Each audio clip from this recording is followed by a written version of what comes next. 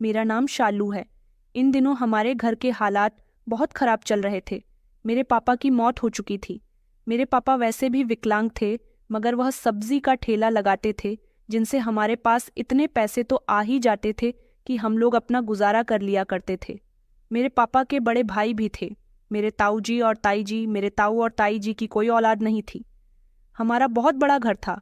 हमारे हिस्से में 2 कमरे थे और 2 ही कमरे मेरे ताऊ जी के हिस्से में भी थे। 2 कमरों में से एक कमरे में हम रहते थे और दूसरे वाले कमरे में हमने किराएदार रखे हुए थे।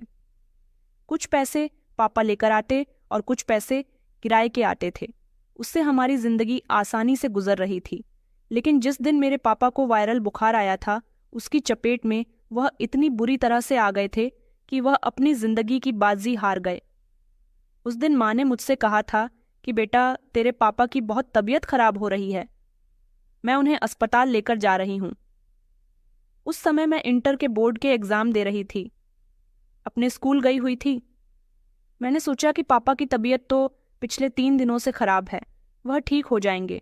मगर जैसे ही मैं अपने स्कूल से घर आई तो मैंने देखा कि इर्द गिर्द भीड़ लगी हुई थी। मैं तो सोच में पड़ गई थी कि इतनी भीड़ हमारे घर के पास आखिर क्या कर रही है। मैं जैसे ही घर के अंदर दाखिल हुई तो घर के अंदर मौजूद सारे ही लोग सफ़ेद रंग के कपड़े पहने हुए थे। मैं धीमे धीमे कदम बढ़ाती हुई ताईजी के करीब गई तो देखा कि वह रो रही थी। उन्होंने मुझे अपने गले से लगाया और मुझे एक अजीब तरह की तसल्ली देने लगी। वह मुझे तसल्ली क्यों दे रही थी, यह मेरी समझ नहीं आया। लेकिन जैसे ही एम्बुलेंस के सायरन की आवाज़ आई तो सभी लोगों का ध्यान बाहर की तरफ गया था। सब लोग घर के दरवाजे तक जाने लगे।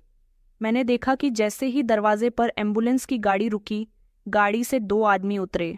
उन्होंने एम्बुलेंस के पीछे का दरवाज़ा खोला और स्ट्रेचर निकाला। स्ट्रेचर पर किसी की डेड बॉडी थी।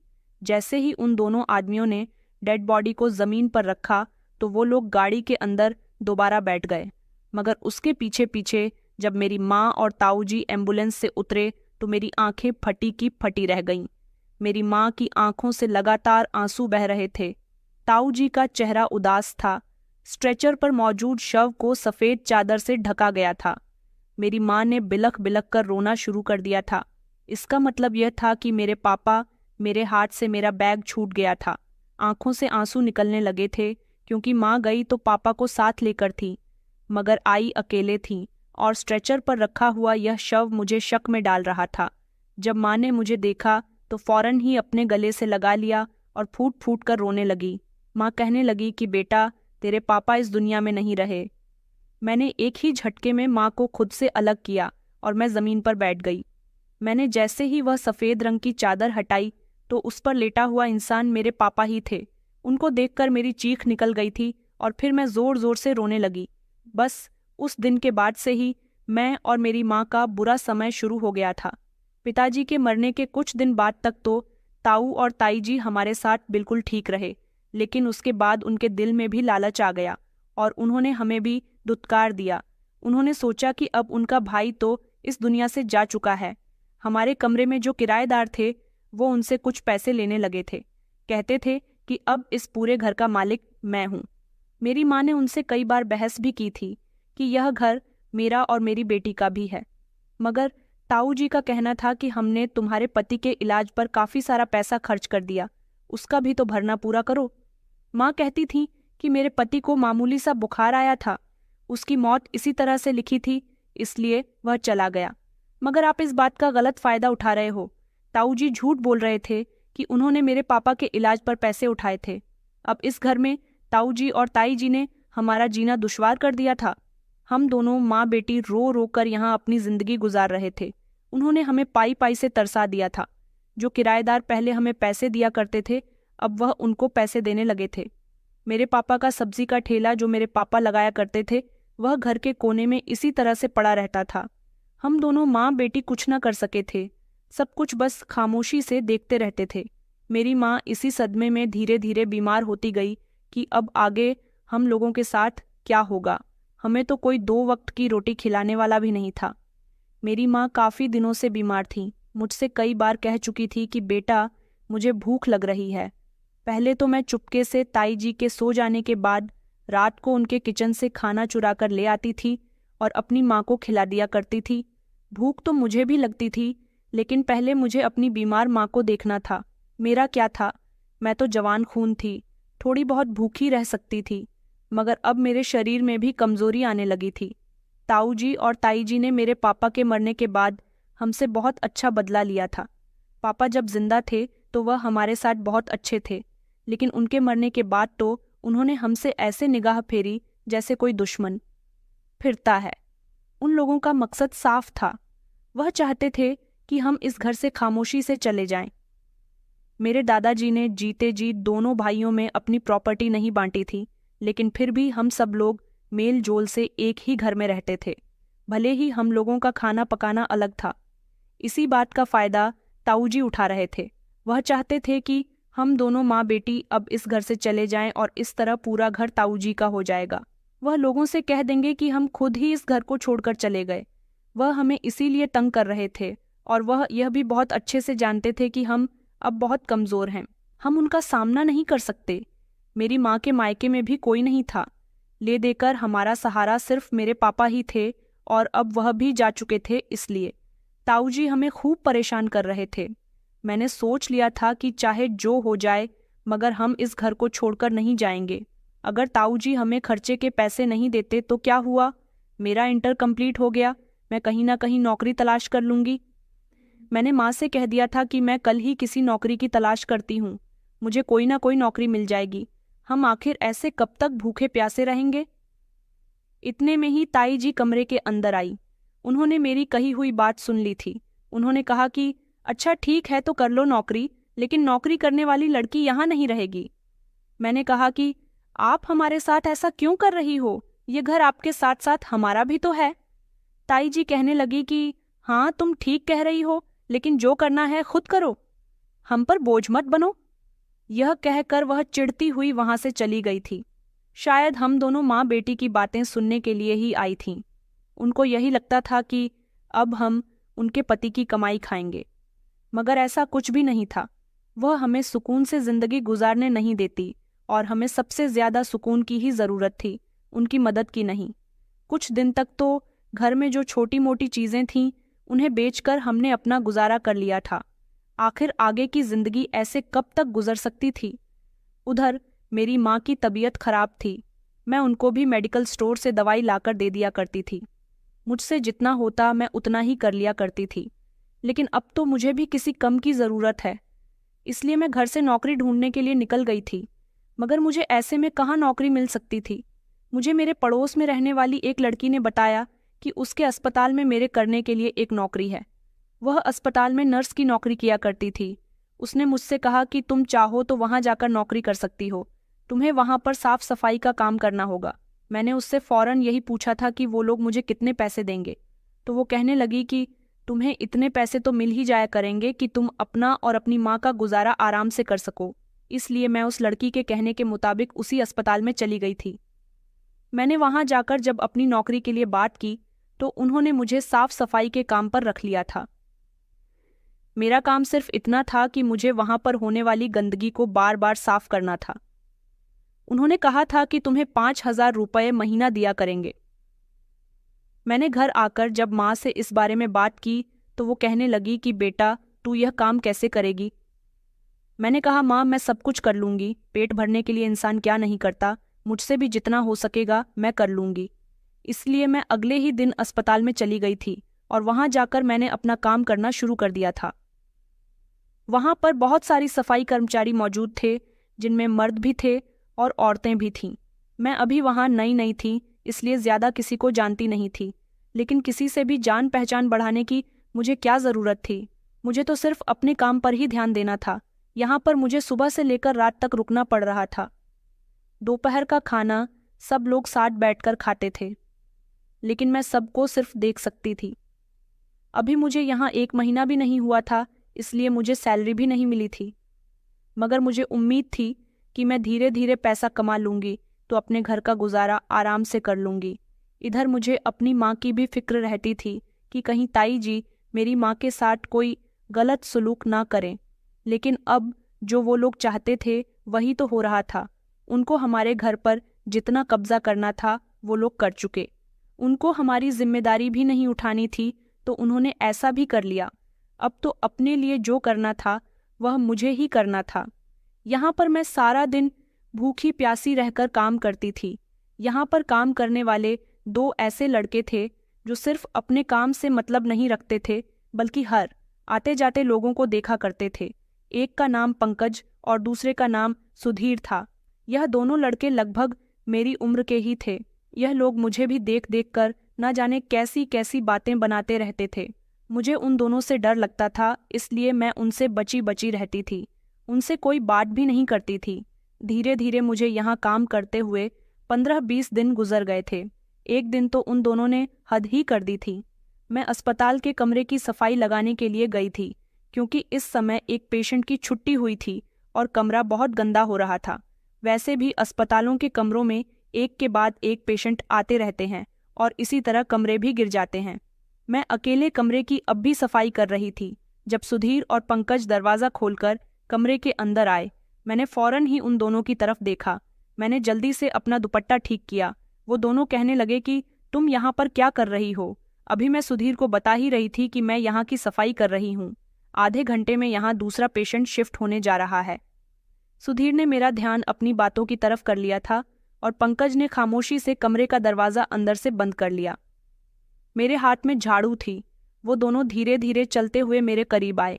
मैंने कहा, हटो यहाँ से, मुझे सफाई करने दो। तो वो कहने लगे कि हाँ हाँ, तुम सफाई करती रहो, हम भी तो यहाँ तुम्हारी मदद करने के लिए ही आए हैं। मैंने कहा कि मुझे तुम्हारी मदद की कोई ज़रूरत नहीं है, मैं अकेली अपना काम कर सकती हूँ। मगर वो दोनों तो मेरे इर्द गिर्द आकर खड़े हो गए थे। उन दोनों को देखकर मैं बहुत घबरा रही थी। मैंने कहा, तुम लोग मेरे इतने करीब क्यों आ रहे हो?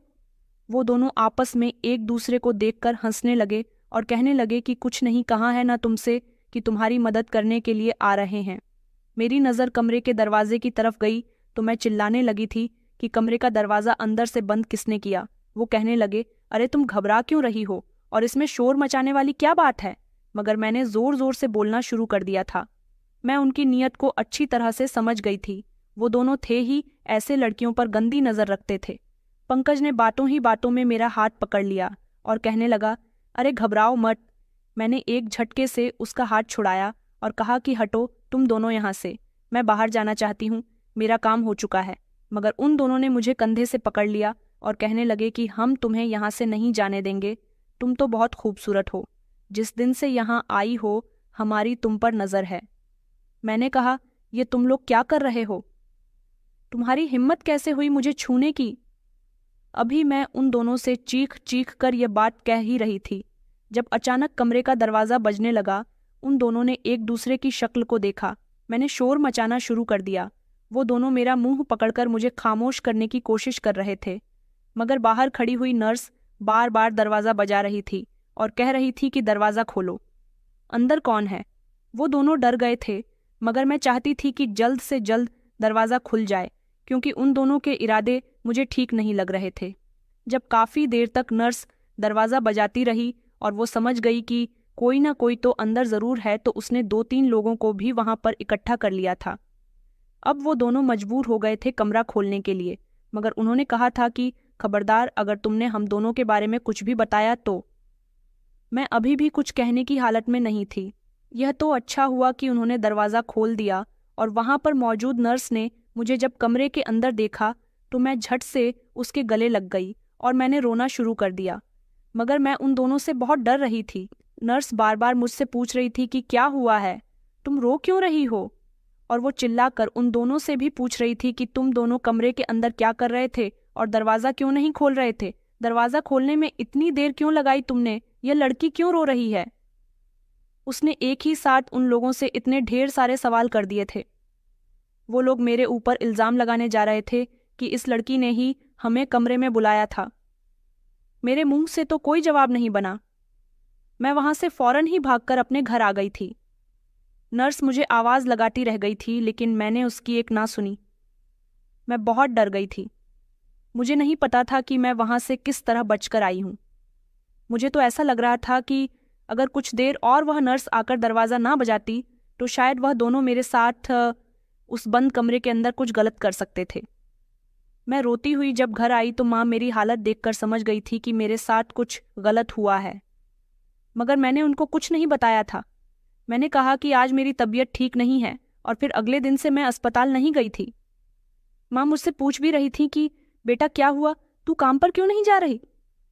मैंने कह दिया था कि माँ, अब मैं वहाँ नहीं जाऊंगी, मुझे वहाँ काम करना पसंद नहीं है, वो लोग मुझसे बहुत काम करवाते हैं। इधर ताऊ और ताई जी ने अब हमारा पीछा छोड़ दिया था। उनको लगने लगा था कि अब मैं कमाने लायक हो गई हूँ, इसलिए वो हमें ज्यादा तंग नहीं करते थे। हमारी तरफ का जो हिस्सा था, उन्होंने हमें उस हिस्से में सिर्फ एक छोटा सा कमरा और छोटा सा आंगन देकर बीच से दीवार खींच ली थी। हमारा हक उन्होंने पूरी तरह से मार लिया था। हाँ, इतना ज़रूर था कि उन्होंने हम दोनों माँ बेटी पर थोड़े कम अत्याचार किए थे। हमें रहने के लिए छत दे दी थी। इतना हमारे लिए काफ़ी था।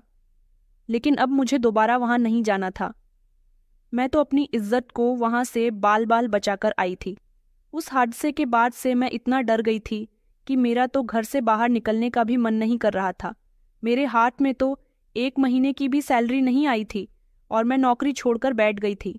इधर माँ की हालत मुझसे देखी नहीं जा रही थी। वक्त से पहले वो बूढ़ी हो गई थी। मेरी पड़ोस वाली लड़की कुछ दिन गुजरने के बाद मेरे घर आई और कहने लगी कि शालू, तुम तो अस्पताल में नौकरी कर रही थी। आज जब उसी अस्पताल में मैं गई तो मुझे पता चला कि तुम वहाँ पर नौकरी नहीं कर रही हो, तुम वहाँ से चली गई हो। मैंने उससे कहा कि मुझे वहाँ पर नौकरी नहीं करनी, मेरे साथ वहाँ कुछ भी ठीक नहीं हुआ था। मैंने उससे पूरी बात बता दी थी तो वह कहने लगी कि तुम्हारे साथ तो सच में बहुत गलत हुआ। मैंने उससे कहा कि मैं कहीं और नौकरी कर लूँगी, किसी ऐसी जगह जहाँ पर मेरी इज्जत भी महफूज हो और मुझे पैसे भी मिले। मैं ऐसी किसी भी जगह काम नहीं करना चाहती जहाँ पर मेरी इज्जत जाने का मुझे खतरा हो। मेरी बात सुनकर वह कहने लगी कि चलो, तुम्हारे लिए कहीं नौकरी का बंदोबस्त हुआ तो मैं तुम्हें ज़रूर बताऊंगी। मैंने कहा कि तुम्हारा बहुत बहुत शुक्रिया। कुछ दिन गुजरे तो मैं मेडिकल स्टोर से माँ की दवाई लेने के लिए गई हुई थी। जब मैंने वहां पर एक आदमी को दवाई खरीदते हुए देखा, जो दवाई भी ले रहा था और उसके कान पर मोबाइल भी लगा हुआ था। वह बातें कर रहा था कि मेरी पत्नी की इन दिनों तबीयत खराब चल रही है, मैं चाहता हूं कि मेरी पत्नी की देखभाल करने के लिए मुझे कोई नौकरानी मिल जाए। मैंने जब उस आदमी को इस तरह की बातें करते हुए सुना तो मैंने अपने कदम वहीं पर जमा लिए थे। मैं सोच रही थी कि जब वह फ़ोन बंद करे तब मैं उससे पूछूं कि नौकरानी की ज़रूरत हो तो मैं नौकरानी का काम करने के लिए तैयार हूं। काफ़ी देर तक वह फ़ोन पर बात करता रहा। इतने में मेडिकल स्टोर वाले ने उसका सामान भी पैक कर दिया था और उसने मुझे भी दवाई दे दी थी। मैं एक साइड पर खड़ी हो गई थी। जब उसने बात कर ली तो वह मेडिकल स्टोर वाले से सामान लेने लगा और उसने उसको पेमेंट भी कर दी थी। उसी समय मैंने उसे रोक लिया और कहा कि आप फ़ोन पर किसी से बात कर रहे थे, आपको नौकरानी की ज़रूरत है। दरअसल मुझे नौकरी चाहिए। क्या मैं आपके घर नौकरी कर सकती हूँ? मेरी बात पर वह मुस्कुराने लगा और कहने लगा कि हाँ हाँ, क्यों नहीं, मुझे तो आप जैसी ही जवान लड़की की ज़रूरत है जो मेरी पत्नी का ख्याल अच्छी तरह से रख सके। उसने मुझे अपना कार्ड दिया और कहने लगा कि कल इस एड्रेस पर आ जाना। मैं बहुत खुश हुई थी। उसने मुझसे कहा कि तुम्हें तनख्वाह भी ठीक दी जाएगी और 2 वक्त का खाना भी मिलेगा। मैं तो बहुत खुश हो गई थी और यह खुशी जल्दी से आकर मैंने अपनी माँ को सुनाई। माँ कहने लगी कि यह तो बहुत अच्छी बात है। इन दिनों हमारे घर में बहुत शांति छाई हुई थी क्योंकि ताऊ जी की तबीयत खराब हो रही थी और ताई जी उनकी सेवा करने में बिजी थी, इसलिए उन दोनों पति पत्नी का ध्यान हम माँ बेटी पर नहीं जा रहा था। अगले दिन में उस आदमी के बताए हुए एड्रेस पर चली गई। मैं वहां गई तो मैंने देखा कि उनका घर तो काफ़ी बड़ा था। मैं घर के अंदर दाखिल हुई तो एक लगभग 45 से 50 साल की उम्र की एक औरत सोफे पर बैठी हुई थी। उसे देखकर ही ऐसा लग रहा था कि वह बीमार है। मैं घर के अंदर चली गई थी। उस औरत ने मुझे गौर से देखा और कहने लगी कि तुम कौन हो? मैंने उसे वह कार्ड दिखाया जो मुझे उस आदमी ने दिया था। वह कहने लगी कि यह तो हमारे यहाँ का कार्ड है। इस समय वह आदमी भी अपनी शर्ट की आस्तीन मोड़ता हुआ सीढ़ियों से नीचे उतर रहा था। उसने जब मुझे देखा तो कहने लगा, अरे तुम तो वही लड़की हो ना जो कल मुझे मेडिकल स्टोर पर मिली थी। मैंने कहा कि जी सर, आपने मुझसे कहा था कि मुझे यहाँ काम करने के लिए आना है।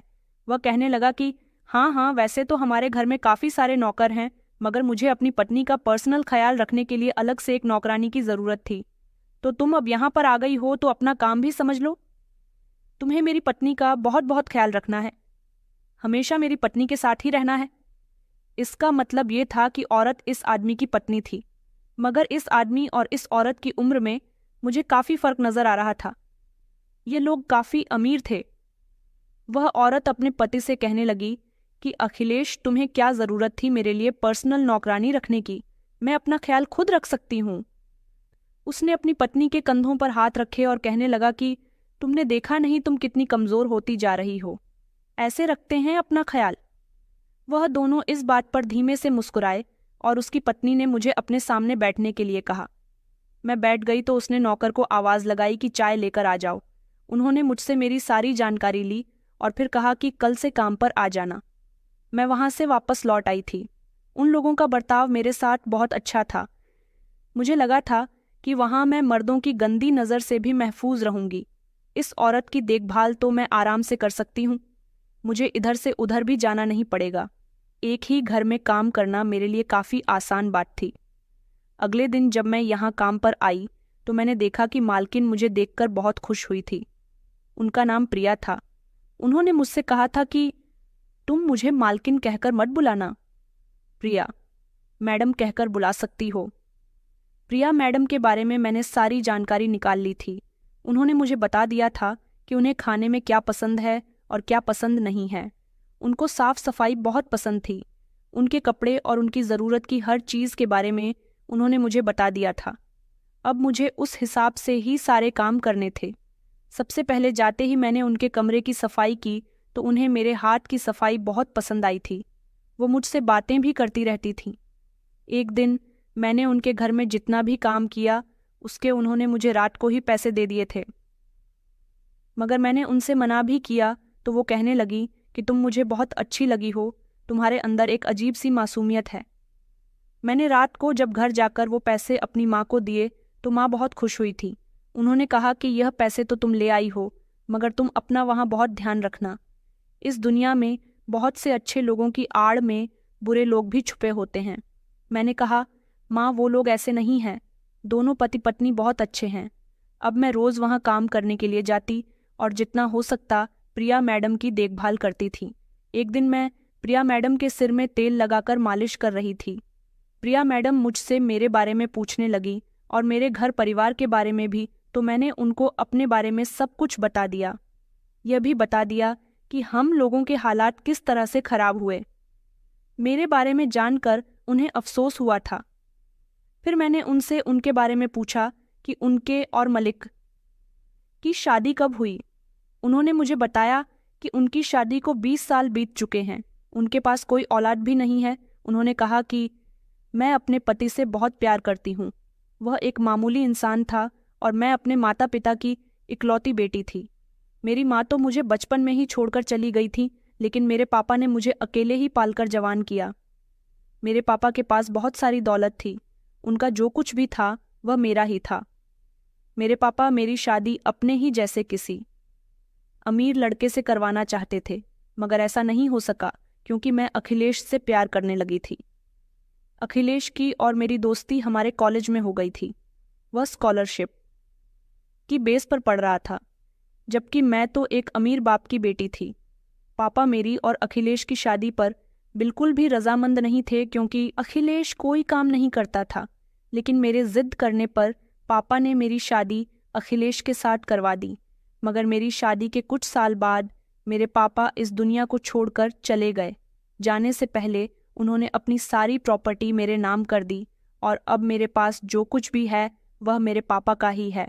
अखिलेश उनका ही बिजनेस संभाल रहे हैं। मेरे पापा भी मुझसे बहुत प्यार किया करते थे। मुझे ज़िंदगी में सब कुछ मिला। मैं अखिलेश से इतना ज़्यादा प्यार करती हूँ जितना मैंने शायद कभी किसी से नहीं किया। लेकिन अब वह बिल्कुल ठीक मुझसे बातें कर रही थी। फिर अचानक उनका मन उदास हो गया और उन्होंने बातें करते करते ही एक ऐसी बात कही जिस पर मैं शॉक्ड रह गई थी। उन्होंने कहा कि इस दुनिया में मैंने जिसे चाहा हमेशा उसने मेरे साथ बेवफाई की है। मैंने उनसे कहा कि अभी तो आप कह रही थी कि आपके पति भी आपसे बहुत प्यार करते हैं, आपके पापा भी आपसे बहुत प्यार करते थे, तो फिर आप ऐसा क्यों कह रही हो? इस बात पर वह मुस्कुराने लगी और कहने लगी कि तुम मेरी बात नहीं समझोगी। उस दिन के बाद मैंने उनसे कभी कुछ नहीं पूछा, मगर मैं उनकी सेवा में कोई कमी नहीं कर रही थी। उनका हर छोटा बड़ा काम मेरी ही जिम्मेदारी था। मुझे यह नौकरी करते करते 3 महीने हो गए थे इस सब में। अभी तक मुझे यह नहीं पता था कि प्रिया मैडम को आखिर कौन सी बीमारी है, क्योंकि उनके पति ने यही तो बताया था कि वह बीमार रहती हैं। वह इसीलिए अपनी पत्नी के लिए नौकरानी रखना चाहते हैं। दूसरी बात यह कि मैं उनके सारे काम खुद करती थी, मगर प्रिया मैडम को दवाई उनके पति ही दिया करते थे। यह शायद उनका पर्सनल मैटर था, मुझे उसमें दखलंदाजी नहीं करनी चाहिए थी। एक पति अगर अपनी पत्नी से सारा दिन दूर रहे और रात को उसे अपने हाथों से दवाई खिलाए तो यह तो अच्छी बात है, मगर अखिलेश साहब मुझे कुछ ठीक नहीं लगते थे। एक दिन प्रिया मैडम ने मुझसे अपना कुछ ज़रूरी सामान बाजार से मंगवाया था। जब मैं वह लेने के लिए बाजार गई और वहां से वापस आई तो मैंने देखा कि उनके पति फ़ोन पर किसी से बात कर रहे थे। हालांकि हर इंसान फ़ोन पर किसी न किसी से बात करता है। मुझे इसमें हैरान नहीं होना चाहिए था, लेकिन यहाँ मेरा हैरान होना बहुत ज़रूरी था, क्योंकि वह किसी औरत से बात कर रहे थे। वह प्रिया मैडम के सामने तो ऐसे मोहब्बत जताया करते थे जैसे वह उनसे बहुत मोहब्बत करते हैं, लेकिन उस दिन मैंने जब उनको फ़ोन पर किसी औरत से बात करते हुए सुना तो मेरे होश उड़ गए थे। मेरे कदम दरवाजे पर ही जमकर रह गए थे। मैं खामोश खड़ी हुई उनकी बातें सुनने की कोशिश कर रही थी। वह फ़ोन पर मौजूद औरत से कह रहे थे, तुम फिक्र मत करो, हमें खुशहाल जिंदगी गुजारेंगे, एक ऐसी जिंदगी जहां हमारे पास सब कुछ होगा। बस अब हमारी खुशियों भरे दिन दूर नहीं हैं। जब मैंने यह सुना तो मुझे बेहद अफसोस हुआ था कि क्या सच में अखिलेश साहब अपनी पत्नी को धोखा दे रहे थे। प्रिया मैडम ने एक दिन बातों ही बातों में मुझे यह भी बताया था कि उनकी और उनके पति की उम्र में पूरे 20 साल का फर्क है। तभी तो उनके पिता को उनकी शादी से ऑब्जेक्शन था। उसी दिन जब मैं कमरे के अंदर गई तो मैंने देखा कि प्रिया मैडम मेरा ही इंतज़ार कर रही थी। वह मुझे देखकर कहने लगी कि तुम कहाँ रह गई थी। मैंने कहा कि बाहर ट्रैफिक बहुत था, इसलिए देर हो गई। कुछ वक्त और इसी तरह से गुजर गया था। अब मेरी नज़र न जाने क्यों हमेशा अखिलेश साहब पर ही रहती थी। प्रिया मैडम दिन ब दिन कमज़ोर होती जा रही थी। जिस दिन से मैं यहाँ आई थी उसी दिन से मैंने उनकी हालत में कोई भी सुधार नहीं देखा था। हालांकि मैं उनका बहुत ख्याल रख रही थी। उनके पति उनको दवाइयाँ भी टाइम से दे रहे थे। तो फिर ऐसी क्या बात थी? यही बात जब मैंने एक दिन प्रिया मैडम से पूछी तो वह कहने लगी कि मुझे अपनी मौत करीब आती नजर आ रही है। ऐसा लगता है जैसे मैं ज़्यादा दिन जिंदा नहीं रहूंगी। मैंने कहा कि आप ऐसा क्यों कह रही हो? जिंदगी और मौत तो भगवान के हाथ में है। वह जब चाहे जिसे अपने पास बुला ले और जिसे चाहे अपने पास ना बुलाए। वह कहने लगी कि हाँ, मगर मेरी जिंदगी का यह वक्त कुछ ऐसा ही गुजर रहा है। मैं कहने लगी कि आप बिल्कुल ठीक बात करते करते अचानक से उदास क्यों हो जाती हो? वह कहने लगी कि पता नहीं क्यों, मगर मुझे तुम्हारा साथ बहुत अच्छा लगता है। वह बातों ही बातों में कभी कभी कुछ ऐसी बातें कह जाती थी कि मैं उनकी बातों को सोचती रह जाती थी। अब वह धीरे धीरे मुझ पर बहुत भरोसा करने लगी थी। उन्होंने घर के सारे नौकरों को नौकरी से निकाल दिया था। कहती थी कि घर में हम 2 लोग ही तो है, घर के सारे काम अकेली शालू ही कर लिया करेगी। मुझे भी उनके घर के काम करने में कोई दिक्कत नहीं होती थी, क्योंकि इस घर में ज़्यादा कोई काम नहीं था। मालकिन को बस मेरे साथ अच्छा लगता था। वह मुझसे कहती थी कि तुम हमेशा मेरे आसपास रहा करो। रात को जब तुम अपने घर चली जाती हो तो मेरा मन नहीं लगता। मैंने कहा, क्यों आपका मन मेरे बिना क्यों नहीं लगता? पहले तो मैं यहाँ नहीं थी, अभी कुछ महीने पहले ही तो आई हूँ। तो वह कहने लगी कि हाँ, मगर तुमसे एक अजीब सी मोहब्बत हो गई है। कई महीने इसी तरह से गुजर गए थे। प्रिया मैडम दिन ब दिन बीमार होती जा रही थी। मैंने एक दिन उनके पति से कहा भी था कि आखिर वह इतनी बीमार क्यों रहने लगी है, आप उनका इलाज क्यों नहीं करवाते? तो उन्होंने कहा कि प्रिया का इलाज तो चल रहा है और अच्छे हॉस्पिटल में उसका इलाज चल रहा है। अब इससे ज़्यादा मैं कुछ नहीं कर सकता, सिर्फ भगवान से प्रार्थना ही कर सकता हूँ। एक दिन भी अगर मैं प्रिया मैडम के घर काम पर नहीं जाती तो वह मुझे फ़ोन करके बुला लिया करती थी। मेरी माँ हमेशा मुझसे यही कहती थी कि बेटा तू वहाँ अपना ध्यान रखना। मगर मुझे ये लोग इतने अपने लगने लगे थे कि मुझे उनके घर में हर तरह से खुशी मिलती थी। प्रिया मैडम मुझे अपने पुराने कपड़े भी दे दिया करती थीं। रात को जो खाना बचता वह भी मैं घर ले आया करती थी। माँ और मैं एक साथ बैठकर खाना खाते थे, लेकिन अब इन दिनों उनकी तबीयत इतनी खराब थी कि वह ज़्यादातर सोती ही रहती थीं। मैं हमेशा प्रिया मैडम को सेहतमंद खाना बनाकर दिया करती थी जिससे उनकी सेहत बनी रहे, लेकिन फिर भी वह कमज़ोर हो रही थी। एक दिन प्रिया मैडम ने मुझसे कहा कि शालू, मुझे तुमसे एक बहुत ज़रूरी काम है, क्या तुम मेरा वह काम करोगी? मैंने कहा कि जी, मैं तो आपका हर काम करने के लिए तैयार हूँ। तो वह कहने लगी कि तुम बाजार चली जाओ और वहाँ जाकर मुझे एक खुफिया कैमरा लाकर दे दो। उनकी बात सुनकर मुझे हैरानी हुई थी। मैंने सोचा कि आखिर इनको खुफिया कैमरे की क्या ज़रूरत है। मुझे लगा कि शायद वह मुझे कुछ बताएंगी, मगर उन्होंने मुझे कुछ नहीं बताया। उन्होंने सिर्फ मुझे पैसे दिए और कहने लगी कि बाजार से जाकर जो मैंने कहा है वह लेकर आ जाओ। मैं उसी समय बाजार चली गई थी और मैंने उनको कैमरा लाकर दे दिया था। वह एक छोटा सा कैमरा था जिसको खुफिया तरीके से कमरे में सेट करना था। फिलहाल वह कैमरा को लाकर देने के बाद मुझे यह नहीं पता चला कि उन्होंने उस कैमरे का क्या किया, उसे अपने घर में लगाया या फिर उन्होंने वह किसी और के लिए मंगाया था। कई दिन और इसी तरह से गुजर गए।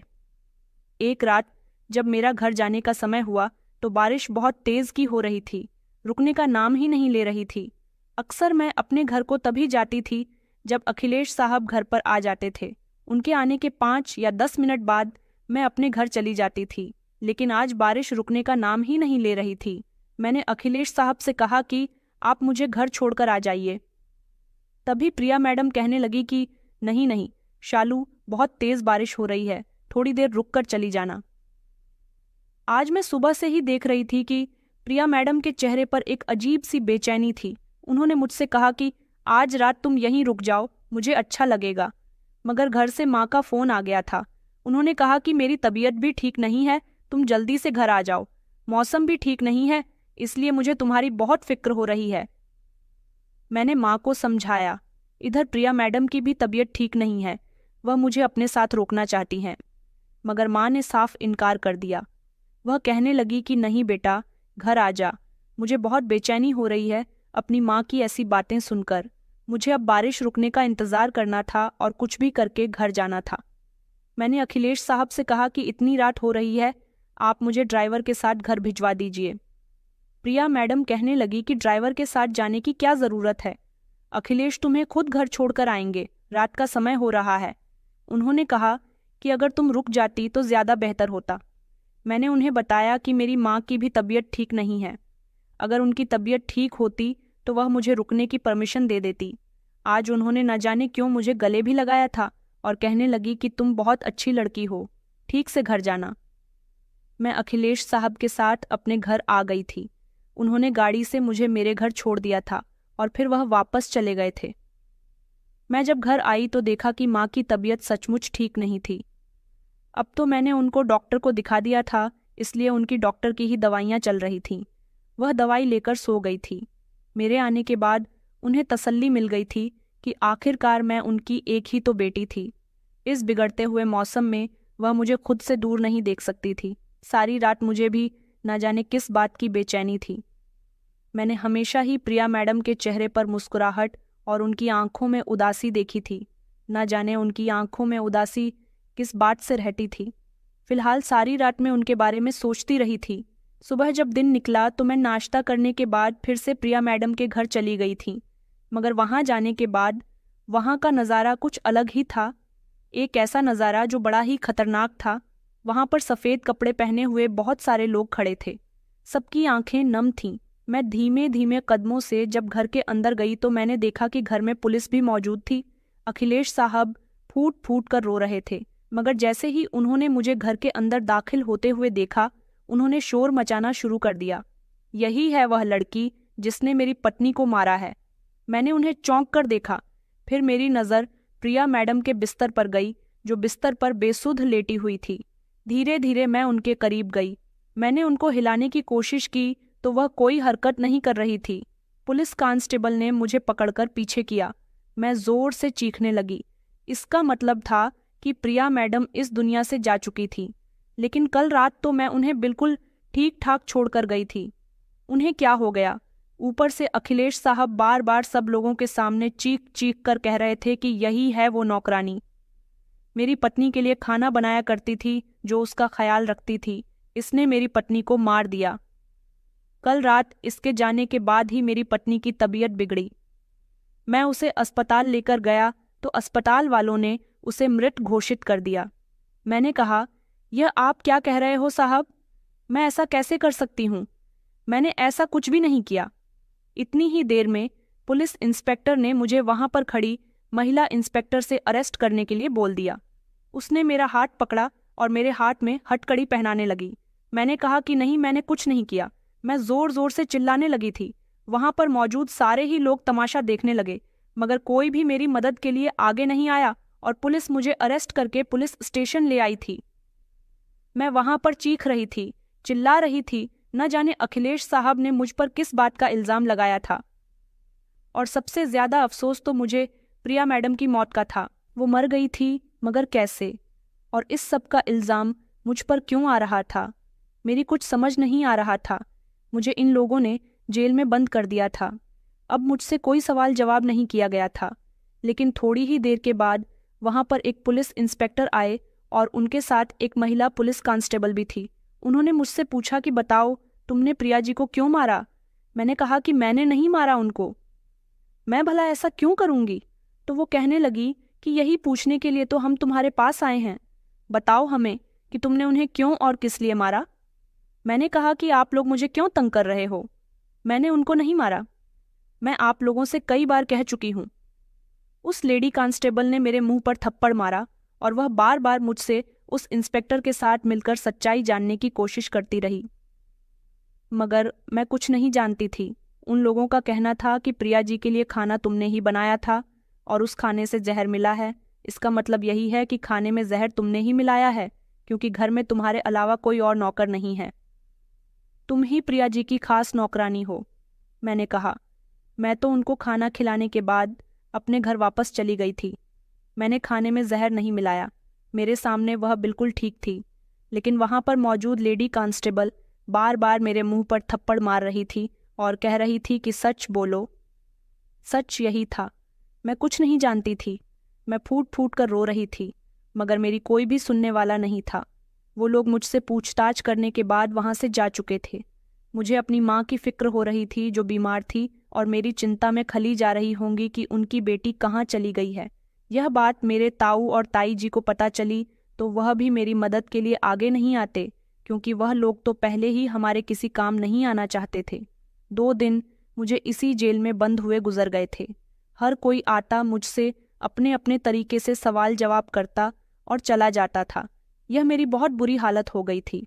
मैं यही सब सोच रही थी कि आखिर मुझे किस जुर्म की सज़ा मिल रही है, ऐसा जुर्म जो मैंने किया ही नहीं है। मैं अपने लिए प्रार्थना कर रही थी कि मुझे यहाँ से निकाल दिया जाए। मेरी माँ को अगर पता चल गया कि उनकी बेटी जेल में है तो वह जीते जी मर जाएंगी। उसका मेरे अलावा इस दुनिया में कोई भी नहीं है। फिर अचानक मुझे याद आया कि प्रिया मैडम ने एक दिन मुझसे कैमरा मंगवाया था, मगर समझ नहीं आ रहा था कि उस कैमरे का आखिर उन्होंने क्या किया। और उनके पति का भी तो किसी से अफेयर चल रहा था। मैंने उनको खुद अपनी आंखों से किसी दूसरी लड़की से फोन पर बातें करते हुए सुना था। क्या उनके पति ने उनको मारा है? मगर वह कैसे मार सकते हैं? वह तो खुद मुझे मेरे घर छोड़ने आए थे, लेकिन उसके बाद तो वह वहां से चले गए थे। हो सकता है बाद में उन्होंने अपनी पत्नी को मार दिया हो। मेरी समझ नहीं आ रहा था कि मैं क्या करूं। मेरा रो रो कर बुरा हाल हो गया था। मुझे यहाँ जेल में बंद हुए 3 दिन गुजर गए थे। मुझे कुछ भी अच्छा नहीं लग रहा था। एक दिन एक न्यूज़ रिपोर्टर मेरा इंटरव्यू लेने के लिए वहां आई थी। मैं उस लड़की से बहुत डर रही थी। उसने मुझसे कहा कि तसल्ली रखो, मैं तुम्हारा सिर्फ इंटरव्यू लेने के लिए आई हूँ। मुझसे डरो मत। तुमने अपनी मालकिन को कैसे मारा? मुझे सब कुछ सच सच बता दो। मैंने चिल्लाकर कहा कि मैंने अपनी मालकिन को नहीं मारा है। वह कहने लगी, मगर सब लोग तो यही कहते हैं कि तुमने अपनी मालकिन को उसके घर में चोरी करने के लिए मारा। उसके पति का भी यही कहना है कि तुम उसकी कीमती चीज़ों पर नज़र रखती थी। मैंने कहा कि नहीं, वो इंसान झूठ बोल रहा है। बल्कि उस इंसान ने ही अपनी पत्नी को मारा होगा, क्योंकि उनका किसी और लड़की के साथ अफेयर चल रहा था। मैंने खुद उन्हें देखा था। किसी लड़की से फ़ोन पर बातें करते हुए मैं चिल्ला चिल्ला कर रो रही थी। जब उस लड़की ने मुझे अपना नाम साक्षी बताया और वो कहने लगी कि तुम मुझे सब कुछ बताओ, जो जो तुम्हारे साथ हुआ। मैं तुमसे सच्चाई जानने के लिए ही आई हूँ, बल्कि मैं दुनिया वालों के सामने तुम्हारी बातें लेकर आना चाहती हूँ। मैंने उसके सामने हाथ जोड़ दिया और कहा कि मैं सच कह रही हूँ, मैंने किसी को नहीं मारा। मुझे आपकी मदद की ज़रूरत है। वो कहने लगी कि हाँ बताओ, कैसी मदद? मैंने कहा कि यहाँ कोई भी पुलिस इंस्पेक्टर मेरी कोई बात सुनने के लिए तैयार नहीं है। मैं जानती हूँ कि इन लोगों को मेरे मालिक ने खरीद लिया है। मालकिन ने एक दिन मुझसे खुफिया कैमरा मंगवाया था। मैं उनकी हर ज़रूरत का सामान उन्हें घर में ही लाकर दे दिया करती थी, लेकिन उन्होंने कैमरा किसके लिए मंगवाया था यह मैं नहीं जानती थी। क्या आप उस खुफिया कैमरे को उस घर में तलाश कर सकती हो?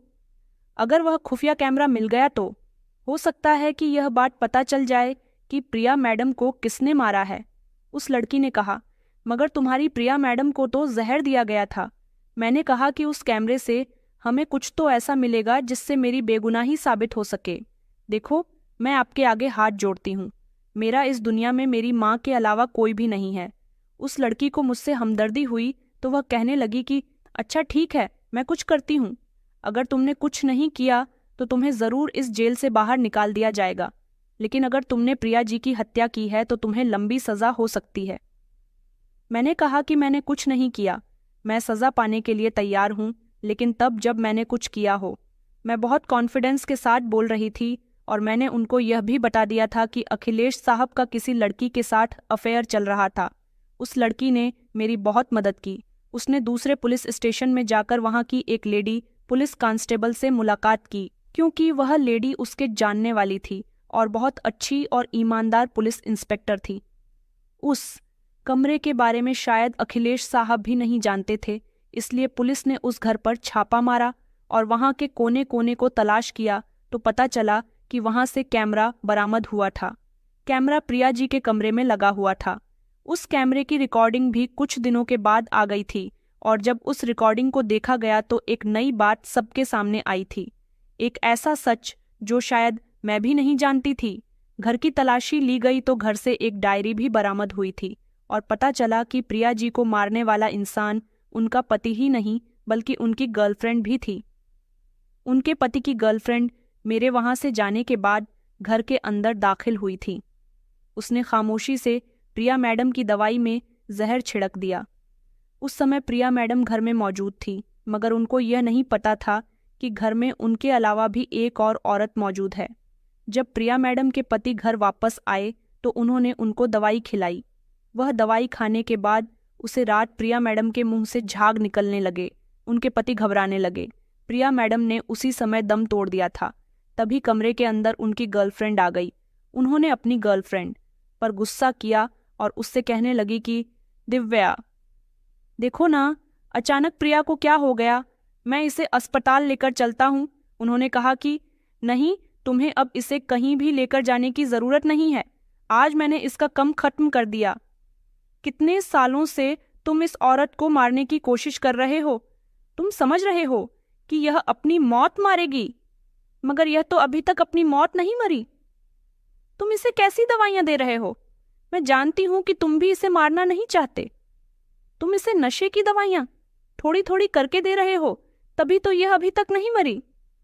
हाँ, उन दवाइयों से बीमार जरूर रहने लगी। आज तुम्हारे जाने के बाद मुझे एक आइडिया आया कि मुझे इसकी दवाई में जहर मिला देना चाहिए। तुम ही तो इसे अपने हाथों से दवाई खिलाते हो ना, तो आज तुमने अपने हाथों से अपनी पत्नी को मौत के घाट उतार दिया। यह बात सुनकर अखिलेश साहब गुस्सा होने लगे। उन्होंने कहा कि दिव्या, तुमने बिल्कुल भी ठीक नहीं किया। इसकी मौत का इल्जाम हम पर आ सकता है। दिव्या हंसकर कहने लगी कि ऐसा कुछ नहीं होगा, उसका भी मैंने इंतजाम कर दिया है। जब सबको पता चलेगा कि यह मर चुकी है तो इसका इल्जाम तुम उसकी नौकरानी पर लगा देना जिसको तुम अब भी घर छोड़ने गए थे। मैंने उसके बनाए हुए खाने में भी जहर मिला दिया है।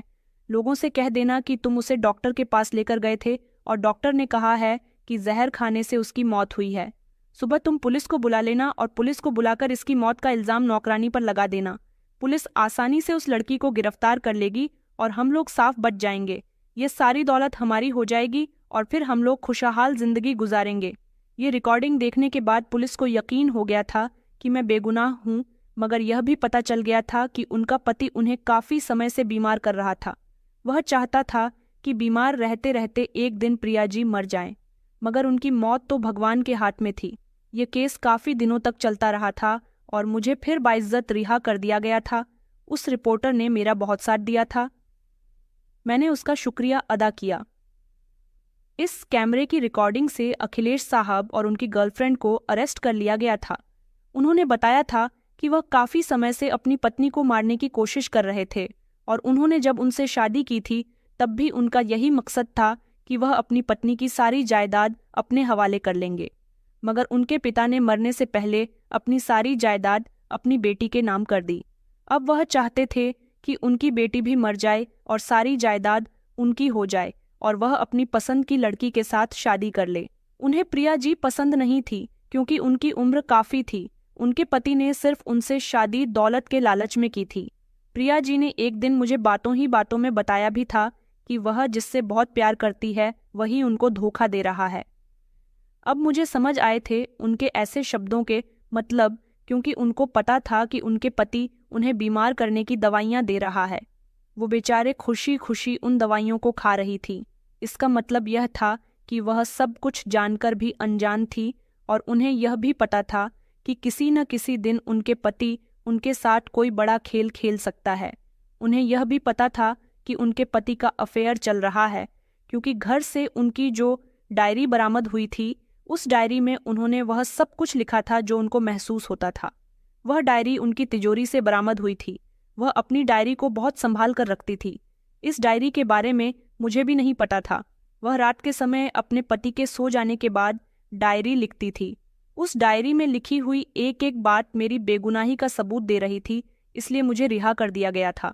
उन्होंने अपनी डायरी में लिखा था कि अगर मेरा पति मुझे नुकसान पहुंचाना चाहता है तो मैं खुशी खुशी उसके हाथ से मर जाऊंगी, मगर वह मेरी पीठ पीछे जो कर रहा है भगवान उसके लिए उसे कभी माफ़ नहीं करेगा, क्योंकि मैं उस पर बहुत भरोसा करती हूँ, उससे बहुत प्यार करती हूँ, इसलिए कभी उस पर इल्ज़ाम नहीं लगा सकती और अपनी आंखों के सामने उसे उदास नहीं देख सकती। उनको अपने पति की एक एक हरकत के बारे में पता था, इसलिए उन्होंने मुझसे कैमरा मंगवाया था। वो चाहती थी कि उनके मरने के बाद दुनिया वालों को पता चल जाए कि उनकी मौत की वजह आखिर था कौन। यह सारी सच्चाई जब सारे लोगों के सामने खुलकर आई तो सब लोग हैरान रह गए थे। इस तरह अखिलेश साहब और उनकी गर्लफ्रेंड को कड़ी से कड़ी सज़ा हुई थी। मैं रिहा हो गई थी और अपने घर वापस आ गई थी। मेरी माँ बुरी तरह से रो रही थी। मैं घर आई तो एक तरह से सब कुछ ठीक हो चुका था। ताऊ और ताई जी ने भी मुझे गले से लगाया था, मगर ऐसा क्यों और कैसे हुआ मैं नहीं जानती थी। माँ ने मुझे बताया कि बेटा, तेरे जाने के बाद तेरे ताऊ जी की तबीयत अचानक बहुत बिगड़ गई थी। तेरी ताई जी अकेली रह गई थी। मैं तुझसे ज़्यादा तेरे ताऊ जी के लिए परेशान हो रही थी। तेरी ताई बहुत बुरी तरह से रो रही थी। उधर तू भी जेल में थी। मेरी कुछ समझ नहीं आ रहा था कि मैं क्या करूं। ऊपर वाले ने तेरे ताऊ जी को ठीक कर दिया और उनके दिल में हम लोगों के लिए रहम डाल दिया। ऊपर वाला जो करता है सही करता है। मेरे साथ जो हुआ वो सब कुछ दुनिया वालों के सामने आया तो एक तरह से लोगों ने मुझे बड़ा ही साहसी कहा था। लोगों का कहना था कि अगर उस दिन यह लड़की अपने घर ना जाती तो शायद ही अपनी मालकिन को बचा लेती, मगर उसके पति ने इसे ही जेल भिजवा दिया। किस्मत के लिखे को ऊपर वाला ही जानता है। वह कड़ा वक्त भी जैसे तैसे गुजर गया। ताऊ जी बीमार होने के बाद हमारी अहमियत समझने लगे और उसके बाद उन्होंने हम दोनों माँ बेटी की जिम्मेदारी भी उठाना सीख लिया। दोस्तों, उम्मीद करती हूँ आपको हमारी कहानी पसंद आई होगी। कहानी पसंद आई है तो वीडियो को लाइक करें। चैनल पर नए हैं तो चैनल को सब्सक्राइब करें। धन्यवाद।